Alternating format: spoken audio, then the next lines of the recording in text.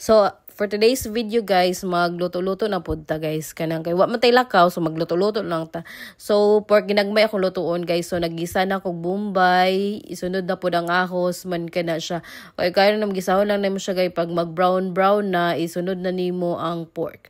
So, kana akong pork, hiwa-hiwa na ako na siya ginagmay. Kay ginagmay man akong lutuon, di ba? So, ginagmay jud ang pork. So, kana siya, ilunod na nimo tanan ang pork, man o kayo na pod man. Tapos isagol ni mga lamas, ilang jud kag ukay ana para maukay na tanan, para maukay pud mong utok. So nag-add lang pug tuyo ani guys kay para na siya kuan. Na siya kulay, na siya mag-brown siya. So kana siya guys, naggisa na siya. Naluto na ang pork niya. So after ana, kung maluto na siya pur ng pork, so na-add og napud ko og pork cubes ana kay di matakabalo kayo muluto, so magpalaban jud tang mga kuan pangpalasa. So kana nag-add ako water kay nung basubas na ang tubig.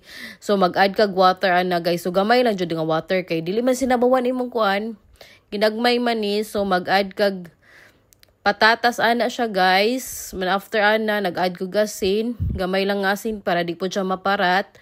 So kana siya kayo nimo mga pila ka 2 to 3 minutes mag-add na pud ka og carrots. Kay ginagmay man ni, so di jud na mawala ang carrots og patatas. So kana siya kayo na pud na nimo siya guys. So kana nag-add kog pepper na pod kay pepper is life.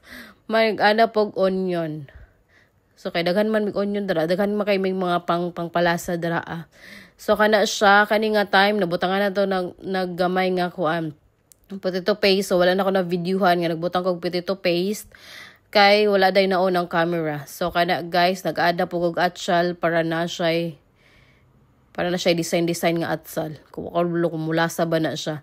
So kani guys akong pagluto guys ay kulang day ni recipe guys kay wala day ni green peas. So ginagmay man gihapon. So mo lang to guys. Thank you for watching.